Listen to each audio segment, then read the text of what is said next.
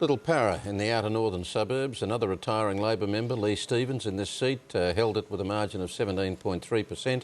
We've had 72.5% of the vote counted tonight. Another big swing to the Liberals. I've always wondered why there isn't a big para, but that's not important. The Labor Party leading well with 47% of the vote. Again, another case of almost winning the seat on first preferences. We'll need preferences to win, but the Greens will certainly move in that direction.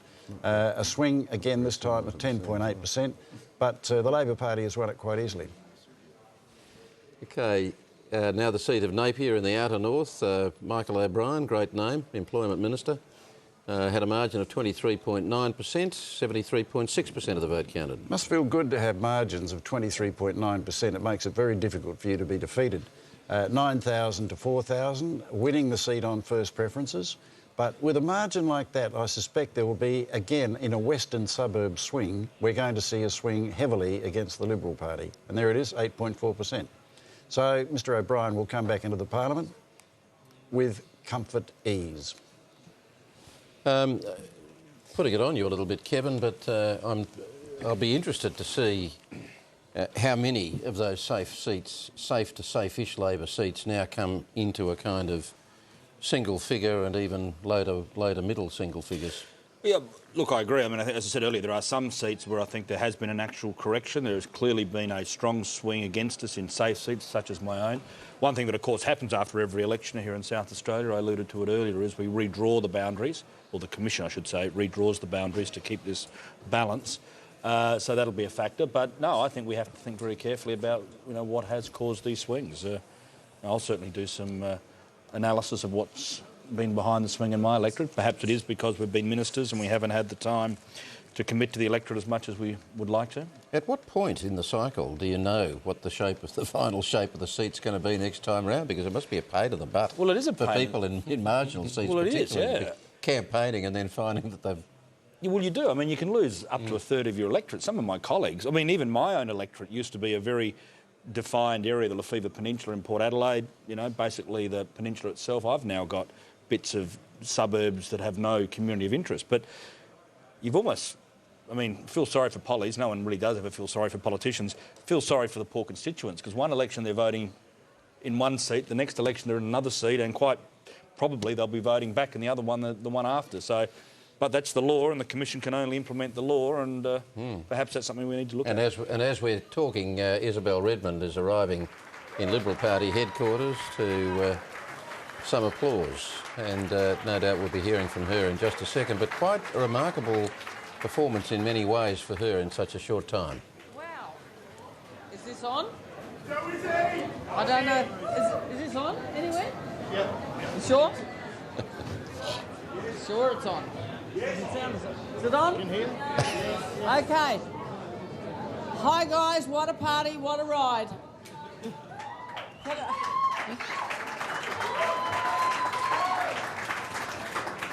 Can I say that it has been an absolute joy and a pleasure for me to lead this party, this wonderful party, since July last year, to achieve what we have achieved tonight.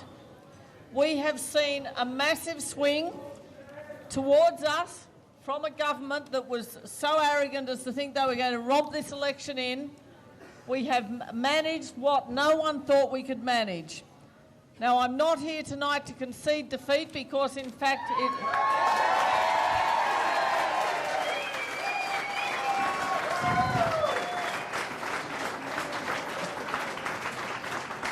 it looks at the moment as though we have certainly won 4 seats, possibly 5 tonight. And can I congratulate those candidates in Adelaide,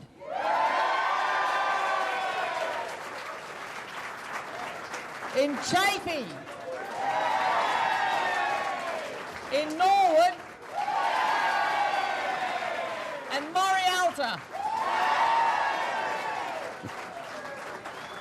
Now, we reckon we're a real possibility in the seat of Bright.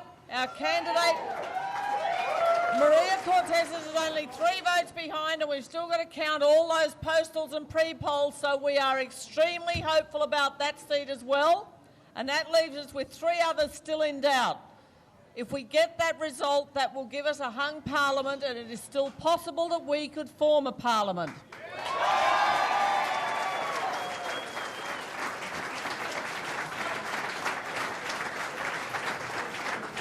None of this would have been possible without the efforts of each and every one of you. Can I thank all of the volunteers who've been out there, not just today and not just over the campaign few weeks, but throughout the past several years. Thank you for all of your efforts and for your enthusiasm. Can I thank the people at headquarters? We have had a brilliant team led by Julian Sheasel, who came in here so recently.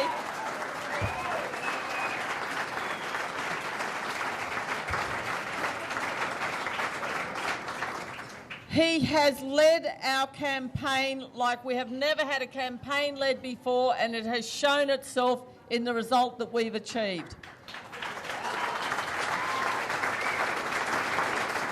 Can I also thank all the people on my staff, led by Bev Barber, my Chief of Staff, and by Andrew Kim, my Chief Media Advisor, and all the other people who work in headquarters, in the Liberal Leader's office and so on. They have done the most amazing job. I mean, I often feel as though I'm the sort of swan that's meant to glide along on the top, and there's this furious team working underneath just to make it look as though I am fantastic, when it's actually all of their hard work that gets us there. So thank you to all of those guys.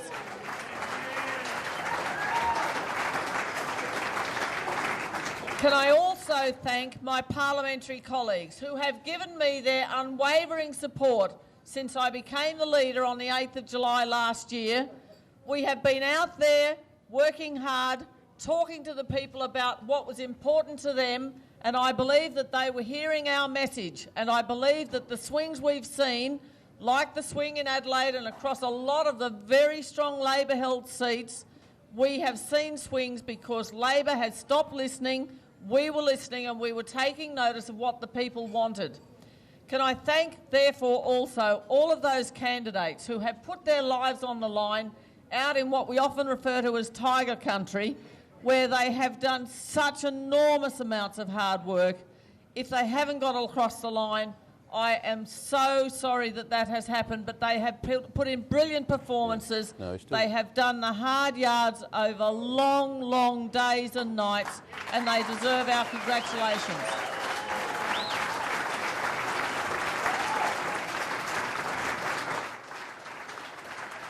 Okay, now, while Isabel Redman is still talking, Mike Rann has appeared also in Labor headquarters. But we might actually go back to Isabel Redman until Mike Rann is actually ready to speak. No doubt he'll make his way to the podium in a second, but let's go back to Isabel Redman. But even if we don't, to keep up the fight, because we will provide the best government for this state at some time in the future, whether it's next week or at the next election. So thank you very much. Now, Mike Rann is